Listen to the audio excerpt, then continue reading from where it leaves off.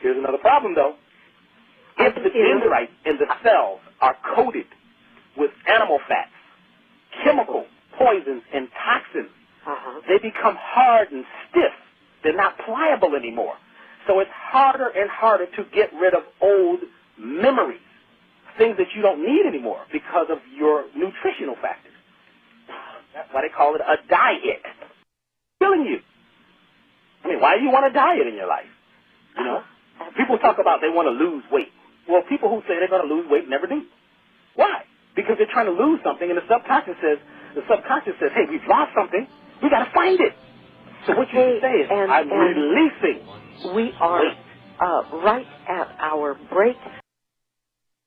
You were talking about a diet, and you were talking, we started talking about the chromosomes and the light body, and then you started talking about the dendrites, and then you started talking about, the bad stuff that gets attached to them, and how some person can tell the same story, horror story, a child abuse, child rape, and they continue to tell the whole story over and over and over again.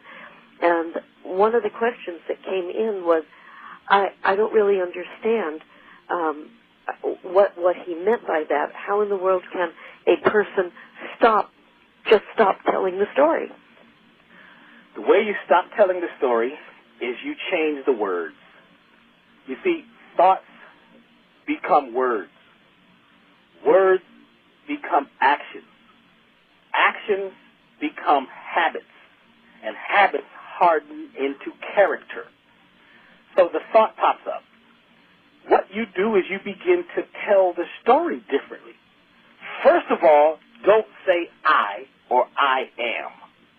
Because when you do that, you become highly motivated towards your goal. So if you say, if a person says, I am tired, cancel, cut, delete, clear. Now, notice I had to stop it. I had to stop that so it wouldn't become... You've got to do the cancel, cut, delete, clear. You've got to explain that. I've been using it for 30, 40 years now. Well, what you do is you're changing the velocity of your thought. You're slowing it down. You're pulling it back. Okay, so when you have one of... Because your words are actual things. Okay, so let me just explain it the way that I've been doing it. When you have a thought that that is holding you back, say that you were abused by a family member, and that thought comes in and you're feeling really bad, what I do is I take my two fingers and I put quotation marks around it, and then just as you said, I cancel, then I erase it. I delete it. And if it comes up again, I do the same thing. Now, is that the same thing that you're talking about? Same thing. Because you're a genie once again. That's right. Whatever your heart's desire is what you get. So when you say I or I am, the genes in your body begin to create for you what it is you're desiring. They're listening to you. You're in charge. So let's say I've had a terrible childhood, and I feel like I'm about to talk about it again. Here's what you do. You say, number one, my childhood was challenging. The minute you say challenge, the subconscious mind says, oh, this is a challenge. This is something that is challenging us. It's something we can get over. It's a challenge. You see? Then you begin to tell the story, but don't say I. If it's a female, then you say she. Talk about the little girl and point away at an inanimate object as if she's over there. Right. Don't touch yourself each time, and don't say I was, because when you begin to move away from pointing towards yourself, the subconscious thinks you're talking about somebody else. And once you're not talking about you, your cells move into what they call growth mode or love mode, and they begin to create new healthy cells because there's no alert that we have a problem. It's somebody else. So you might say, she was abused, or she was such and such. And when she was 5 years old, you could tell the whole story. Just say she. And you start off by saying, or whatever the problem was, say, my life has been a challenge in the past. make sure you say in the past. Right. Because that's a command word. It says, this is not happening now. It's happening in the past. Because when you tell this story and bring it into the moment as if it's happening now, the subconscious doesn't know time. The subconscious only knows the moment. So it goes and grabs those file cabinets of those terrible memories and brings them into the moment.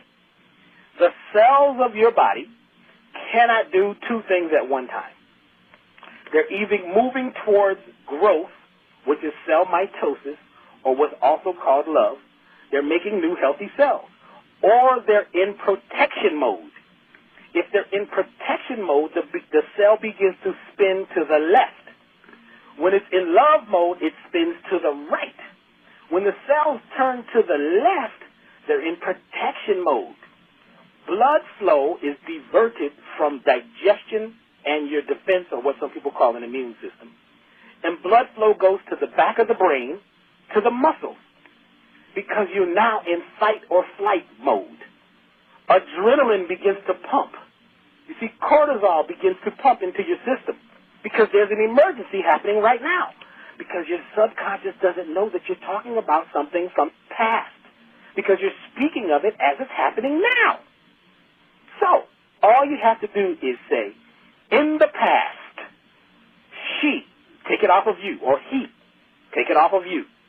You see, your cells begin to realize that this is just talk about something that happened to someone else. It's very simple. But once you begin to use this technique, it works very well, because your subconscious is a huge tape recorder. It doesn't filter information. Your subconscious just records every event, every smell, every touch, every vision, every word. It just records everything.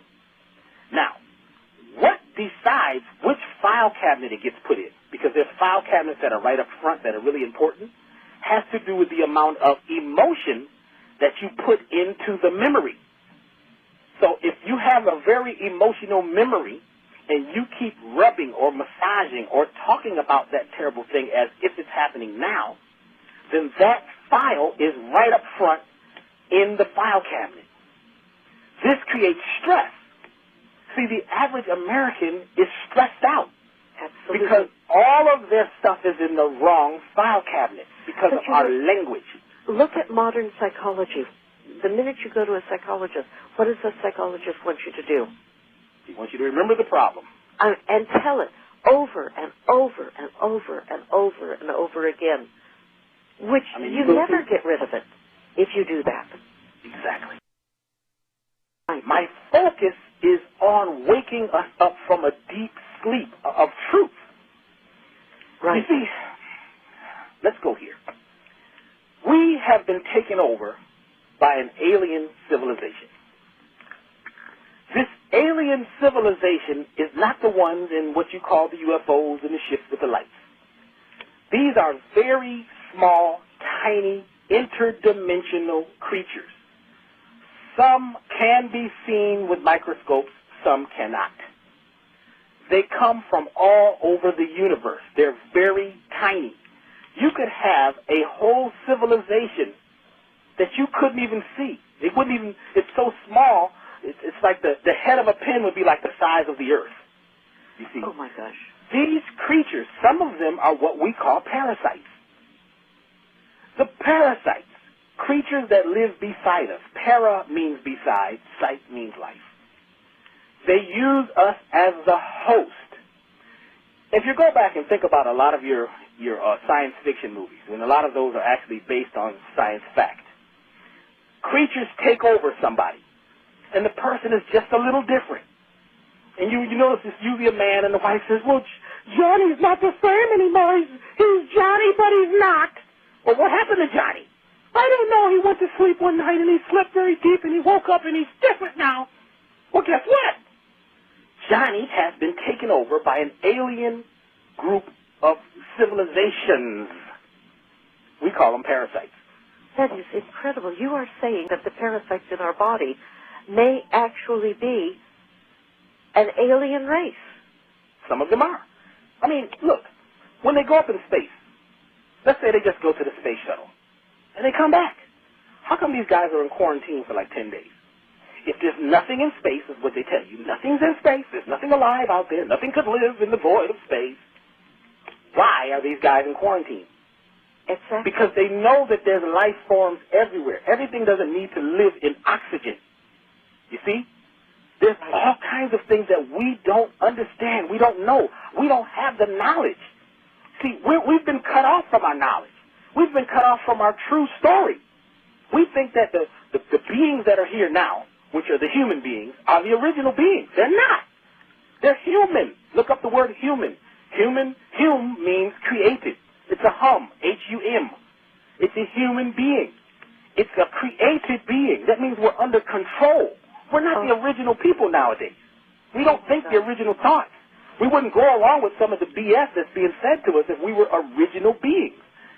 And on top of that, they make sure, because now your body can reassemble itself in the original format. I'm going to say that again. You could reassemble your body to the original format by eating original foods. Oh, carrots are not original foods. They're man-made. You see? Spinach is not an original food. It's man-made. Corn is not an original food. It's man-made. And then we got these animals that we're eating that are man-made. They keep your body from healing itself and reassembling the original format. Now, and right at the moment, I've got a question from a reader that fits right in here. He says, what about our pets? What do we feed them? Well, they need to eat their original foods, too. I mean, we're not feeding dogs vegetarian diets. I'm trying to figure that out. I mean, this is an animal that needs flesh. Right. You know, if we begin to force upon everything our way of thinking, you know, we're geocentric. We think that we are at the center of the universe, or what I call meocentric. It's all about me, me, me. My dog, I want him to eat a vegetarian diet, and I want him to do this and take herbs. Look, the dog doesn't need any herbs. The dog is an herbalist. The dog gets sick, you let him go outside. They eat the very tall grass, right, which has a lot of the MSM or the sulfur in it. Right. And the dog, you know, gets better. The same thing with cats. Exactly. You see, we want to interfere in everything, you see, because we feel like we're righteous, but we're not. We're working towards righteousness. Yeah, I've got another question from a reader, again, right in this area. He says, roaming animals, is this hype, or if we range roaming animals, is this any good for us? Well, range roaming is different than free range. Range roaming means that they live naturally out in the range. They're natural animals, like buffaloes and certain deer and venison and things like that. Those are natural animals. Mm-hmm. Even an ostrich, those are natural animals. They haven't been tampered with, you see. But most of the stuff that we eat is not natural. Even the goats and the sheep, they're not natural. They're domesticated. So in other words, the meat that we should buy for our animals would be deer meat, buffalo meat, or ostrich meat then? The things that live in the wild. That's the things that we should eat wild. Not even organic. I mean, I'm trying to figure out what they're talking about. Organic. I mean, they got organic pigs. I mean, how could you have an organic pig? A pig is an inorganic thing. It's not natural. Right. In fact, if you just let all the pigs go off all the farms, in 7 years there wouldn't be any more pigs. They couldn't survive. They can't take care of themselves in nature. You let all your chickens go, they'll be dead in about a year. Because they're not natural. Even your dogs and cats. You know, I mean, cats most survive, but dogs, if you let your dog go, he's probably not going to survive because he doesn't have the messenger gene. You see, his divinity code is gone. See, the dog's divinity code makes the dog hunt in packs. They need a group of dogs all coordinated together, and they usually work at least in threes, groups of three. There's that three again. And they're able to triangulate and take down whatever it is they want to eat. You're a little puppy. You're a French poodle and you're German Shepherd. They can't do that. Oh, no, mine can. You should have seen them. There was a gigantic rat in my house, and the three of them triangulated, and they took down that rat, and within 1 second, that rat was in pieces. Well, they were we're not incredible. talking about you because you're on some other stuff. You got 3 dogs, so that's different. Because they're a pack now. They're a pack. So this is true. You see? Okay. But my point is,